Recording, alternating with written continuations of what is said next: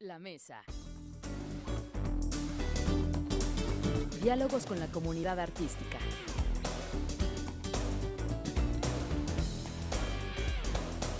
La Mesa. Listo, estamos aquí en el programa La Mesa de C7 con un tema muy importante que marcó la vida más nacional de todos los ciudadanos aquí en el nivel nacional y también, bueno, en gran parte a nivel estatal, y en esta ocasión vamos a hablar de la región Altos de Jalisco. Aquí están conmigo unas personas muy importantes con mucho conocimiento que nos van a clarificar pues históricamente, ¿qué sucedió? ¿Cuáles fueron los motivos por qué se dio esta guerra entre 1926 y 1929?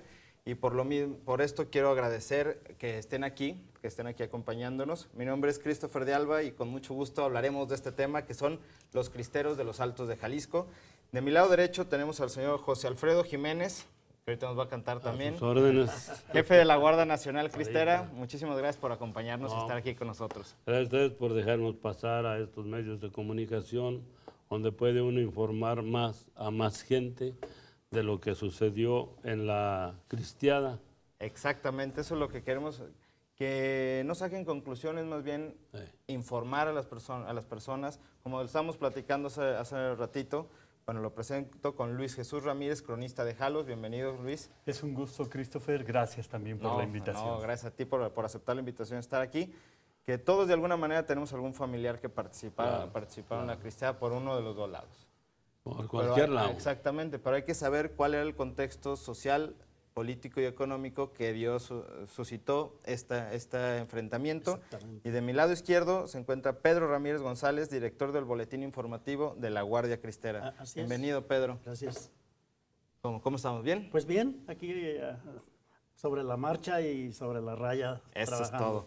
Pues, señor José Alfredo, me gustaría que nos ayudara a clarificarnos cuál era el panorama nacional, el contexto político, económico y social que dio a suscitar este tipo de enfrentamiento.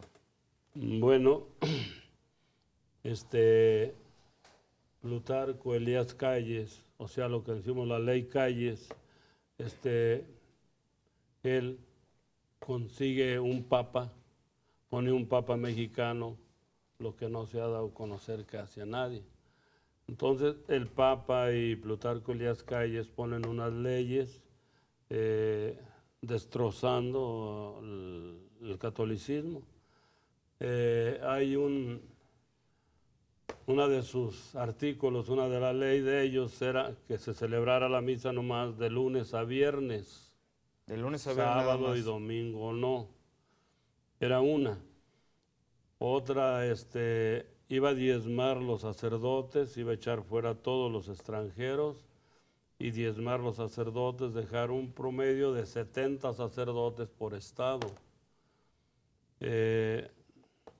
Lo otro, ellos iban a regular los bautizos también. Entonces le comunican al episcopado mexicano y el episcopado contesta, no podemos, no aceptamos.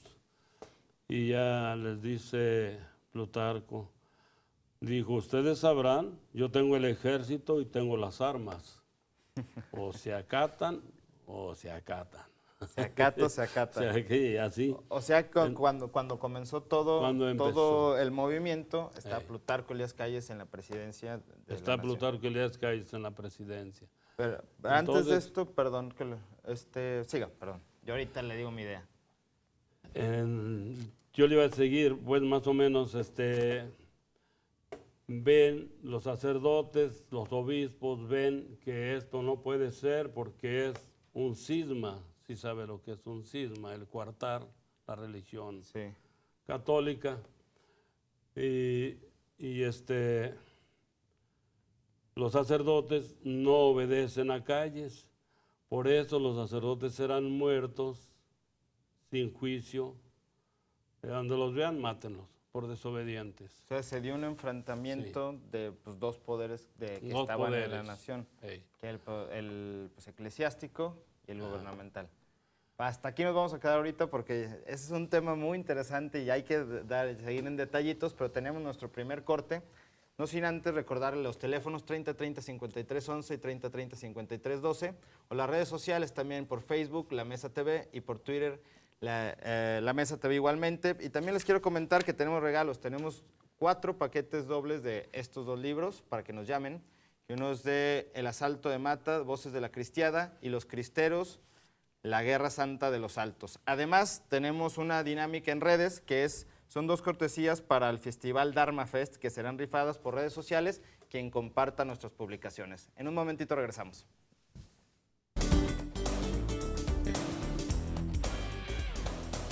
La Mesa. Estamos de vuelta, aquí me agarraron poniendo el chicharito.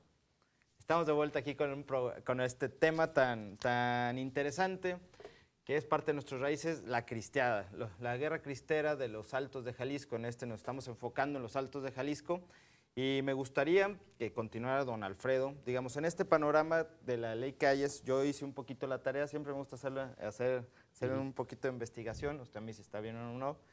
Digamos, lo que más alzó, digamos, a la iglesia o al clero, fueron estas limitantes a través de la ley Calles, que fue el quitarla, bueno, no reconocer personalidad jurídica a la iglesia. Claro.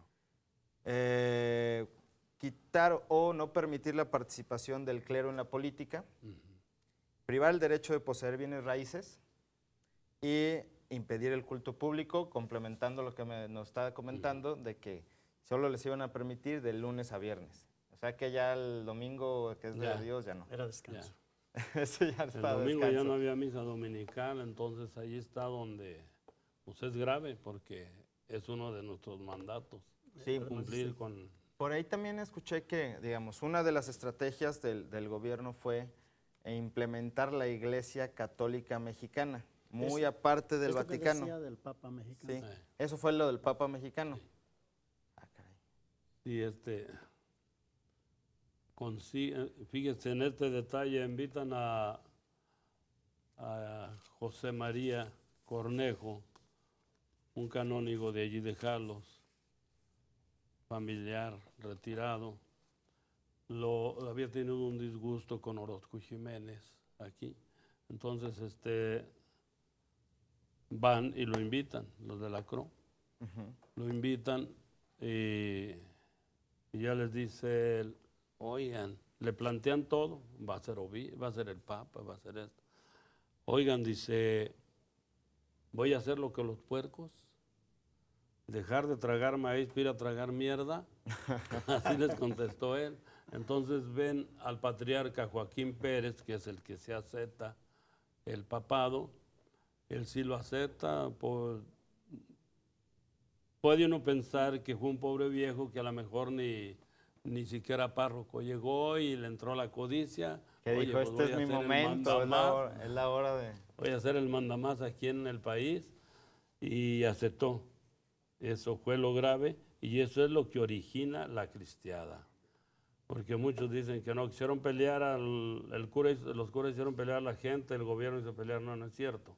Lo que originó fue eso. Los sacerdotes, los obispos dicen, se cierran las iglesias. No, pues ahí fue cuando todas las personas... Se cierran, no las cerró el gobierno, se cierran las iglesias. No hay cultos, no hay bautismo, no hay matrimonios, no hay confirmaciones, no hay nada. Se cierran, y ese trancazo sí le dolió mucho al gobierno. ¿Por qué? Porque entonces la gente se empezó a agitar y todo. Eso provocó. Y se empezaron a levantar brotes. San Julián, Jalisco fue uno de los brotes que más resaltó dentro del gobierno, es donde lo vieron mal. Y por eso también a San Julián le mandan las guardias presidenciales dirigidas por el general Limón, y las de caballería por el general Rodríguez. Entonces, para que le entienda la audiencia, digamos, que suceso tan importante, porque igual si hubiera pasado en otro lado, me gustaría que aquí Luis nos comentara cuál es la tipo de personalidad alteña, porque digamos, igual si cierran las iglesias en otra parte, pues no sucede tanto. Ahí. Con los altos es algo muy importante, hay gente con mucha fe. ¿Nos puedes comentar un poquito, cronista, Con por gusto, favor? Christopher. Y pues en este aspecto, efectivamente, hay que ver el trasfondo de la cultura del Sí. alteño y el por qué logró involucrarse en un movimiento de esta naturaleza de una forma tan decidida. Bien, entendiendo la cultura del alteño, hay tres ejes fundamentales que la mueven. El alteño, todo su accionar está en base a su religión, su trabajo y su familia. Sí. Esos tres elementos que conforman su cultura, si son trastocados, indudablemente reacciona de una forma, vamos, airada y en defensa de ella, porque es lo que le da su esencia, su identidad. Y por esa razón yo explicaría esta forma de defender de esta naturaleza su fe del alteño. Yo creo que para quien cree y tiene fe, entiende muy bien que es parte de su ser y que no puede ser trastocado eso. Y Claro. si alguien externo lo hace, él saldrá a la defensa. El alteño es alteño no solamente porque vive en una meseta de X metros sobre el nivel del mar, sino también es alto, es alteño en muchos otros aspectos. Y en uno de ellos es su coherencia de vida.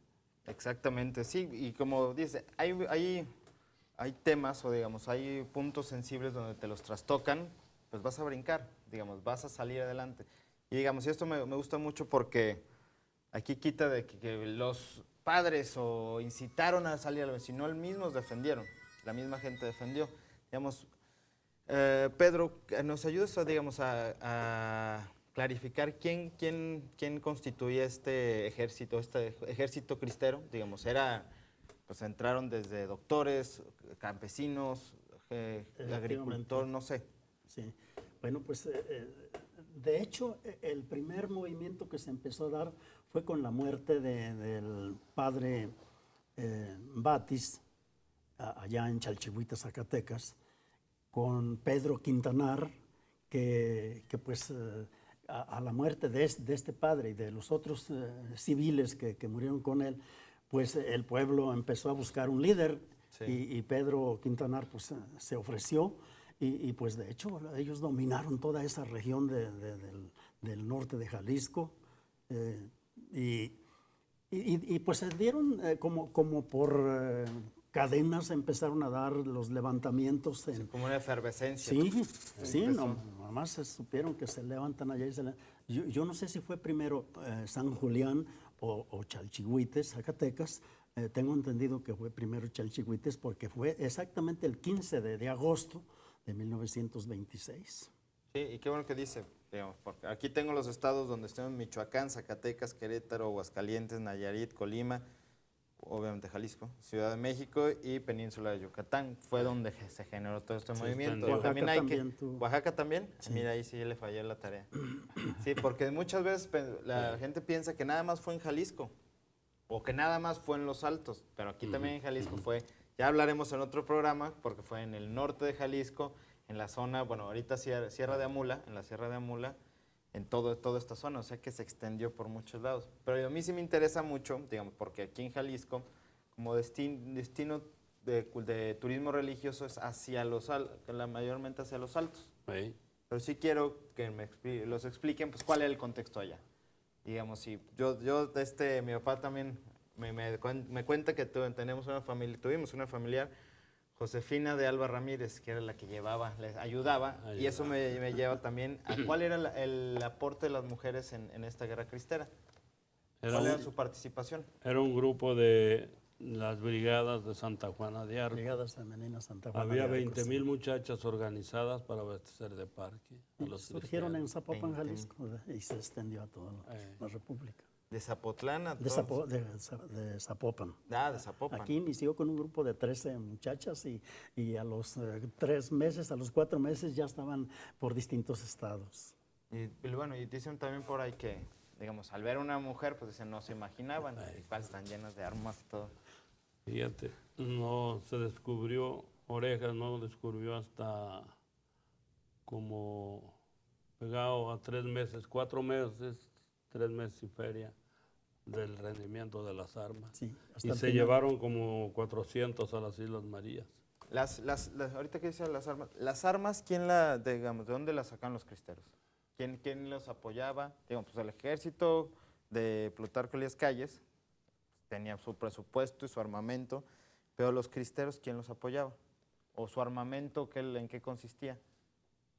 ¿Esa quién me ayuda? Platicar, pero por ejemplo estaba un hermano de Luis Rivero de Val, que él, del ingeniero Luis Rivero de Val, el primero que escribió Entre las patas de los caballos, un hermano de él trabajaba en esto. Entonces viene un tren cargado de armas sale de la frontera a México. Iban y lo dinamitaban y se agarraban las armas. Y entonces también en los combates, donde les tocaba que ganaban, corría el ejército y Nos hacemos Allí de armas. tenían armas y caballos. con todo eso. Hasta Y pues uniformes. esto, mira, esto se puede platicar, muchísimos detalles se pueden platicar, pero solo cuando se tiene fe. Cuando no se tiene fe, dice, son cuentos del Chapulín Colorado, son cuentos. Pero no, es realidad que nuestro Señor, la Santísima Virgen, apoyó. De hecho, federales nos llegaron a platicar la historia de que... Yo también conozco una historia en Tenjutla que igual trataron de una imagen, jalar con un caballo y después llega un padre y la pudo levantar con los brazos. Esa pregunta, perdón, que realizaba indudablemente tiene muchas aristas y muchas respuestas. Las que comentó don Alfredo son algunas de ellas. Pero aquí, sobre todo el cristero, era un fiel. Entonces, desde su propio peculio, desde su propio capital, empezaba a aportar sus armas de forma individual, lo hacían de forma colectiva, juntaban también entre el mismo movimiento por regiones, juntaban parte de su patrimonio para la compra de armas y también sucesos como los que ya comentó don Alfredo. Sí, perdón. Si tomamos en cuenta que en ese tiempo era, pues se decía y con bastante verdad que éramos el 95% de católicos, pues No, cierra la iglesia, no. así participaban todos, se puede decir, la inmensa mayoría eran cristeros, pero cristeros de que nadie sabía que eran cristeros, pero sí en la acción, bajita la mano, pues ellos veían cómo adquirir el arma del compadre, del tío, y pues váyanse para allá a llevarlas, ¿verdad? Sí, claro. Además de las que podían conseguir, pues en alguna forma difícil, aunque haya sido, pero la mayoría pues venían siendo así. También, como ya se decía, en los combates, porque el gobierno, la verdad, llevaba la peor parte, porque pues, esta guerra de imagínese. guerrillas, pues era estratégica de quienes conocían el terreno. Exactamente, de hecho ahorita tocaron una parte muy importante. Ahorita, digamos, este es un programa donde sabemos que la religión y la cultura va vinculada estrechamente, pero como todo, la fe es de cada quien. Vamos al segundo corte porque este tema nos lleva y nos lleva y nos lleva, pero tenemos que ir también a cortes. En un momentito regresamos. Esperamos sus llamadas.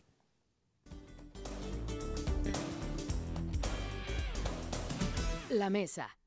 Estamos de vuelta aquí en el programa La Mesa con el tema Los Cristeros de los Altos y quiero darle la bienvenida aquí de mi lado derecho al licenciado César Hernández Ramírez, su jefe de la Guardia Nacional Cristera y además director de la banda orquestal. No, de la banda de música. Banda de música de viento de Arandas, perdón. Muchísimas gracias. Nomás que no he ido a verte en mucha invitación. Pero... Bueno, pues algún día podrás ir a acompañarnos.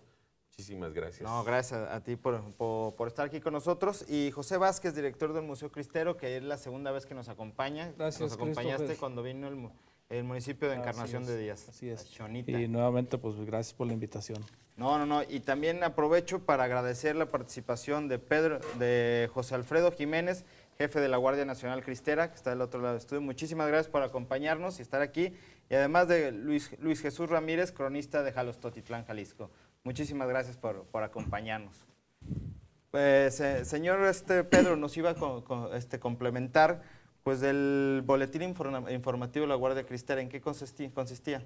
Sí, pues desde la cristiada, desde que se concluyó la cristiada, pues, e incluso en ese tiempo, pues en la forma como podían, iban distribuyendo su información, pero después surge la revista David y tuvo mucha difusión, pero cuando murió su director, ¿cómo se llamaba? Aurelio Acevedo. Aurelio Acevedo, hubo un tiempo en el que pues ya no había esta distribución. No, y de hecho la última etapa fue de Rafael Martínez Camarena. Pero del boletín.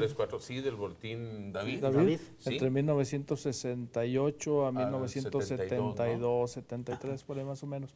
Entonces, del 73 al 80 no había ningún órgano informativo de la Guardia Nacional Cristiana. ¿Y cómo le hacían boca en boca o mandaban un mensajero? Se perdió de alguna otra manera el tiempo a raíz de cuando se vuelven a hacer las primeras reuniones de la Guardia Nacional Cristera, ya en forma, don Pedrito es quien crea y dice, bueno, ocupamos tener el órgano informativo, y es donde entras. Don Pedro Delgadillo Galindo, él empezó a llevar esa inquietud y éramos compañeros en alguna forma por ahí como católicos. Y fue hasta el 2005 que yo me involucré más de lleno, al grado de que 2 años después, para el 2007, me nombró director. Él preveía que ya su tiempo estaba cercano, ya tenía cerca de 100 años. Él murió de 97 años en 2009, o sea, los 2 años después de que yo tomé la dirección. Él le daba el visto bueno y al último ni siquiera eso, nomás veía los escritos y es que se cayó, se golpeó la cabeza y eso trae siempre consecuencias de ese tipo. De tal modo que cuando él faltó, pues no tuvo ninguna problemática la edición del boletincito. Ok, entonces el boletín era la forma de transmitir mensajes y de dar a conocer Y que sigue los siendo. sucesos, y sigue siendo. Y sigue siendo hasta el día de hoy, porque la gran labor que ha hecho nuestro compañero Pedro, él nos manda vía correo a todos los miembros de la Guardia Nacional Cristera y a todos los que simpatizamos con los movimientos. Entonces ahí se mandan los eventos próximos, los que ya sucedieron, pequeños artículos que algunos de los compañeros le mandamos vía correo electrónico, y bueno, pues hoy gracias a la cuestión ya electrónica, pues también Pepe ya por parte del museo ya está también dándole desarrollo, ¿no, Pepe? Sí, al boletín. Oigan, El boletín combate es para esas partes donde no hay internet, Sí. donde sí se necesita físicamente tener algo. entonces actualmente se sigue Sí, distribuyendo. ya entramos a una etapa en donde esto pues va a quedar relegado. Dice ya electrónica. Sí. Oigan, digamos, también, bueno, conociendo esta guerra hubo muchos decesos. Sí. Muchos decesos de yo creo que los dos bandos. O sea, me di cuenta que hubo batallas muy importantes, digamos, en estos estados que comenté, pero la batalla, me llamó la atención la batalla de Tepatitlán, San Julián, esta que dicen la masacre de Encarnación de Díaz, batalla en la Totonilco el Alto y batalla de Valle de Guadalupe. Digamos, eran enfrentamientos pues, en armas, o se utilizaban tácticas militares, En la mayoría de los casos sí, ¿eh? todo. Todo estaba perfectamente planeado. Por ejemplo, hablas de la matanza de Encarnación de Díaz. Sí. Ahí se da un caso muy curioso. Es 1929, la rebelión escobarista en el norte del país. La tercera parte del ejército se levantan armas y el ejército federal saca a todos a los federales que tenían esta zona, centro-occidente del país, y se quedan prácticamente los cristeros como dueños de la plaza. ¿Qué hacen? Echan mano de los agraristas del norte de Guanajuato y de San Luis Potosí, que los trae Saturnino Cedillo. El primer punto que tocan aquí en Los Altos fue Encarnación. A ellos los traían engañados, les dijeron que les iban a dar tierras aquí en Los Altos, pero como los salteños no tan fácilmente iban a dejar que les quitaran sus tierras, Sí, que venían de los agraristas les daban, de Zacatecas. los ¿no? dotaban San de Luis su Potosí, San carabina, Luis. y su dotación de parque. No, imagínate, quitan la fe y la tierra, no. Sí, Pues, te digo, el primer punto es Encarnación, llega un tren de agraristas ahí a la estación. En un punto cercano está un escuadrón del Ejército Federal. Los cristeros van y provocan tanto a los agraristas como a los federales, los atraen a las afueras de Encarnación, ahí empieza la batalla entre los tres bandos. A una señal los cristeros salen de esa batalla y se quedan federales contra aristas, compañeros contra compañeros. Los federales obviamente no podían distinguirlos porque no venían uniformados claro. y ya muy tarde se dieron cuenta que eran compañeros suyos. Y que Se era el habla- famoso torito, ¿no? Se Que es, habla, sí, se habla que ¿Ahí hubo nació? más de 100 muertos en ese combate. Más de 100 muertos. Más de en 100. eso. Esa es como la entrada o la primera batalla previo al ataque de Tepatitlán. Y en el ataque Tepatitlán. Porque viene el ejército de Saturnino Zedillo con 10,000 hombres, les dan, los atacan de alguna otra manera, los provoca la gente del coronel Ramírez, ¿no? Manuel ¿Quién Ramírez. es? O de Olivas. Manuel Ramírez. Y los ataca. Entonces es el primer ataque que nunca documentó Meyer y que de alguna otra manera también le reclamaron después que por qué no los habían tomado en cuenta. Claro. ¿Cuántos activos llegó a tener el ejército cristero? Se habla de 50,000 hombres 50,000 para hombres, 1929. No, pues ya decía usted, pues todos... La región de los Altos, Los que se que estaban sabía que eran. registrados sí, los que y se que vestían. estaban unificados porque había muchas células por muchos lados. Entendemos que los cristeros fueron guerrilleros, que como varios historiadores lo planteaban, era de que estos cristeros inician con una rebelión, no buscaban quitar al gobierno, ellos se rebelaron en contra del gobierno. Y hasta la entrada a Gorostieta, hasta 1928, se dan cuenta que pueden hacer un grupo, se dan cuenta que pueden tener una base sólida, filosófica y de tal manera jurídica para justificarse, y entonces ya es donde se organiza como ejército.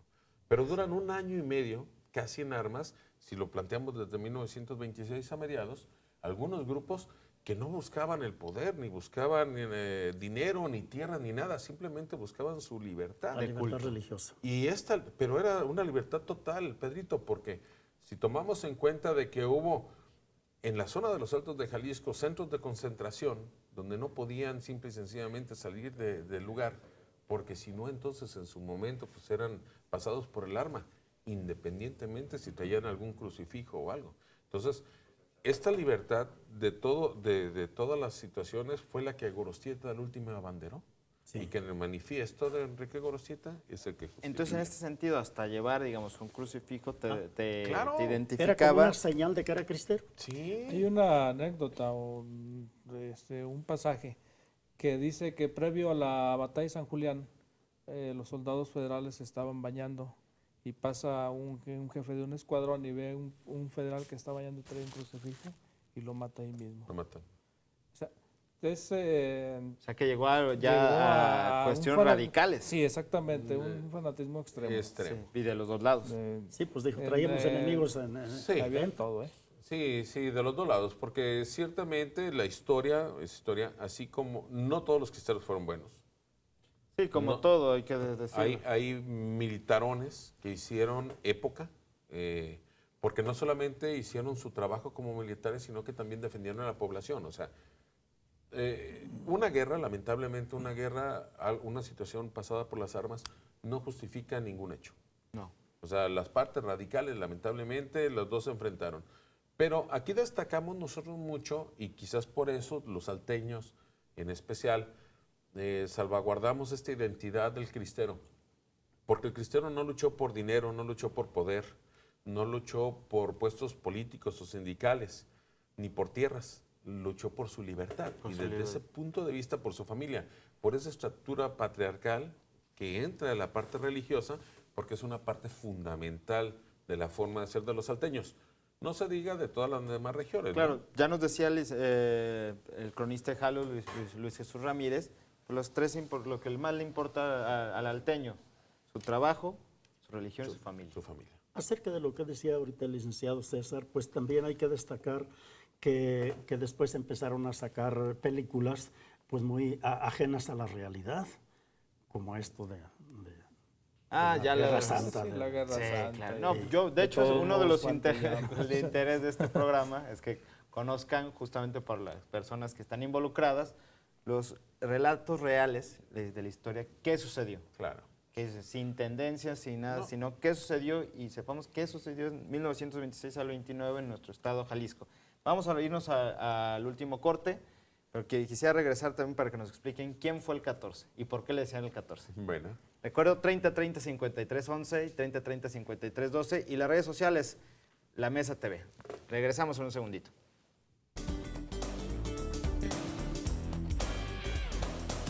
La Mesa.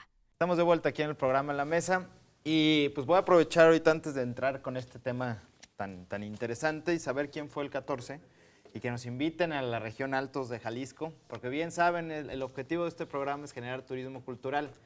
Todos los sucesos y la importancia de nuestro estado pues hay que irlos a conocer, digamos. Aquí estamos dando la teoría, estamos dando la invitación, pero vayan a conocer a los salteños y sobre todo con este tema. Pero primero vamos a leer unas llamaditas de Pedro Gómez Gómez. Soy de la familia del 14. El 14 era el hermano de mi abuela. Me gusta mucho el programa. Muchísimas gracias a Pedro Gómez Gómez. María de Jesús Castellanos le entra la rifa de los libros. María Luisa Uribe Gómez, de Zapopan, también le entra la rifa. Federico Velasco de Ursúa, de aquí de Guadalajara el Country. Saludos a la mesa y un saludo a Conchis Tostado. Pues un saludo a Conchis, que espero que nos esté viendo. Porque aquí no hay ningún Conchis, ¿va? No.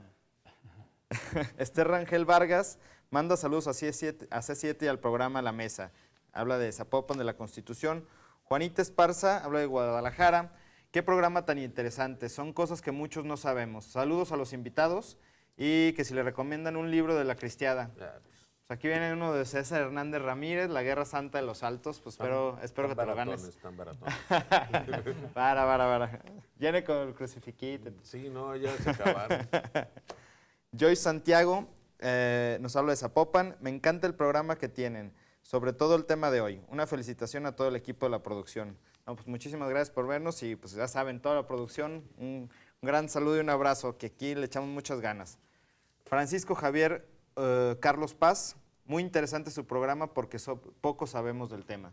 Exactamente, pues poco sabemos y hemos estado, yo creo que por generaciones involucrados. José Barrios García, saludo grande a todo el equipo de C7, tienen un programa de lujo. Muchísimas gracias. Socorro Zamora, le entra la rifa, de Ixtlahuacán de los Membrillos. Y Tere Díaz de Zapopan, Los Pinos. Saludos a Christopher de Tere Díaz, Luciana Martínez, que lo estamos viendo y le mandamos un abrazo. Fuerte abrazo a Tere y a Luciana. Abrazote. Gracias por vernos. Gracias por vernos. Sí. A ver, entrando, digamos, a ¿quién fue este personaje el 14? Bueno, Victoriano Ramírez el 14 es un joven nacido en San Miguel el Alto, en el municipio de San Miguel el Alto. Él se desarrolla en Santa María del Valle, es donde vive, se va a Estados Unidos, viene, nace en 1888.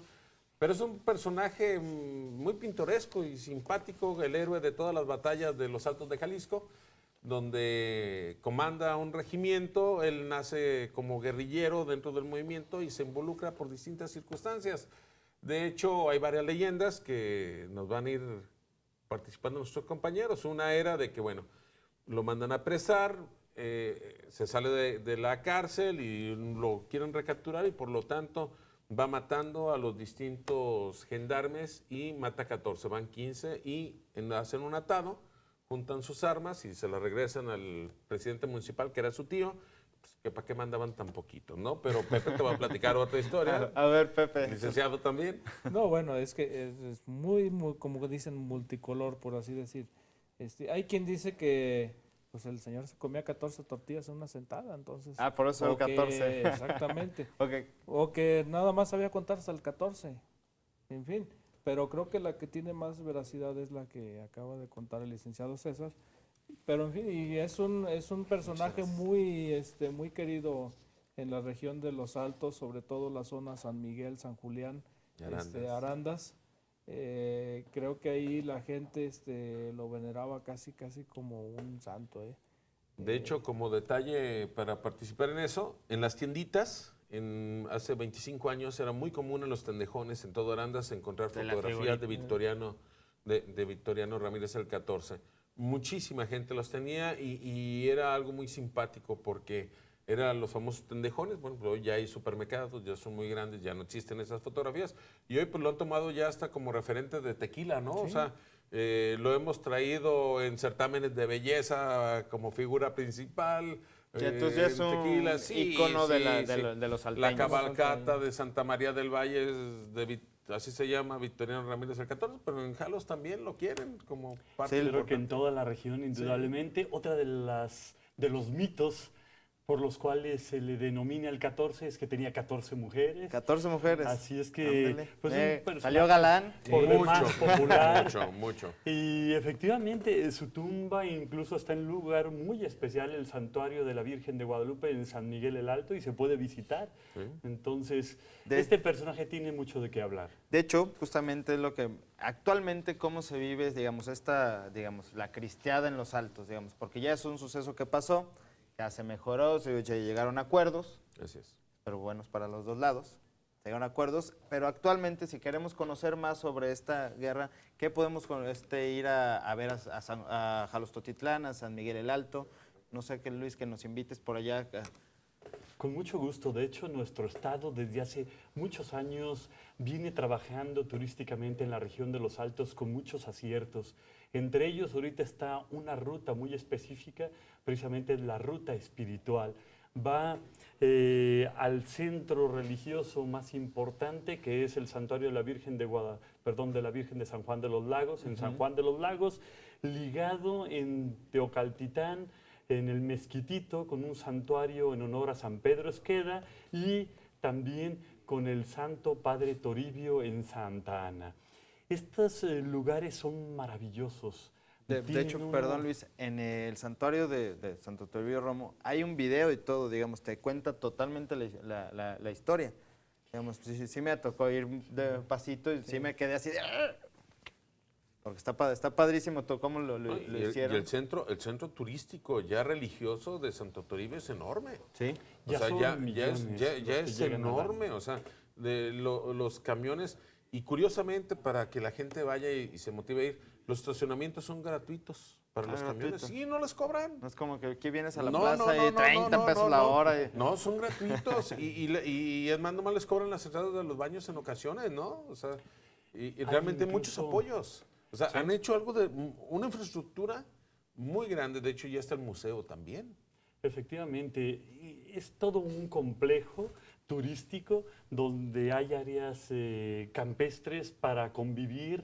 Está el museo, está desde luego el santuario donde están los restos del mártir, está también toda una calzada donde se encuentran esculturas de los 24 mártires y Magallanes, que fueron la causa de la beatificación y santificación. Sí. Están erigidas pequeñas capillas y rescatados algunos puntos estratégicos donde fue la casa del padre Toribio, etc. Y yo quisiera también dar un contexto general en este aspecto. Yo creo que para los que viven aquí en la capital del estado, estamos demasiado cercas. Muy en cerca. un fin de semana se pueden ir de inmediato y llegar a estas poblaciones que valga.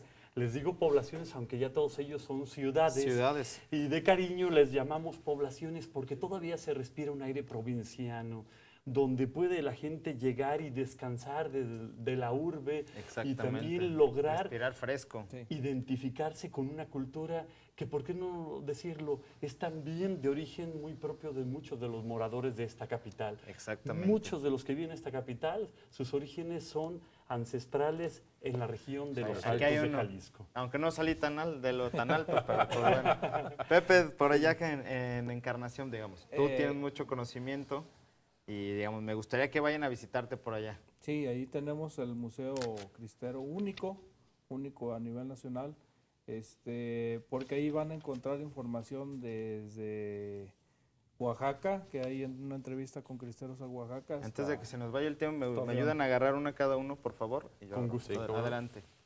Si no, se nos acaba el tiempo y no hay regalos.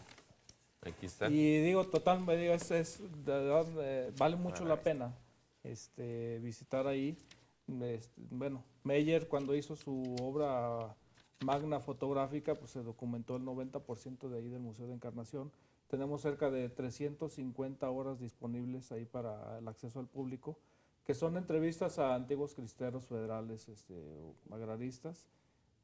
Vamos, todo esto es totalmente gratuito para el público que así lo desee. Gratis. Que ve.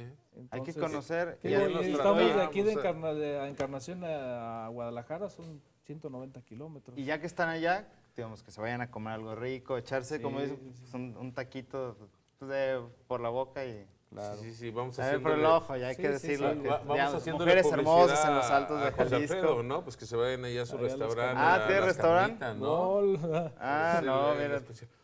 Y bueno, no me has preguntado de Arandas, pero yo te voy a decir. Arandas, lo más interesante del movimiento cristero en Arandas está hacia alrededor, ¿no? Todas sus delegaciones, pero sin lugar a dudas, un centro muy importante que está en construcción es la girola del Templo de San José Obrero, en este caso en el centro de la parroquia gótica de San José, que es hermosa la obra arquitectónica, Con la pero campanota. la campana no se diga, pero en su cripta están los restos del general y sacerdote Aristeo Pedrosa. Vamos a visitarlos. Entonces, Y qué mejor que en domingo, ¿no? Para que nos claro, escuchen la también dirección. gratis. Ah, Disculpe. y los invitamos a la banda de música todos los domingos Claro a que partir sí. de las 7:30 de la noche, ahí en la plaza Entonces, principal. los ganadores, antes de que nos vayamos, Luciano García, Pedro Gómez Gómez, María de Jesús Castellanos Barajas y Federico Velasco Ursúas. Todos presentarse, los vamos a publicar en redes sociales, presentarse en Francisco Rojas González, número 155, esquina de Avenida México. Muchísimas gracias a todos por estar aquí, por ayudarnos a difundir y promover la historia, nuestro patrimonio inmaterial. Muchísimas gracias, don Alfredo, don Pedro. Y estamos aquí en La Mesa TV. Muchísimas gracias. La Mesa. Diálogos con la comunidad artística.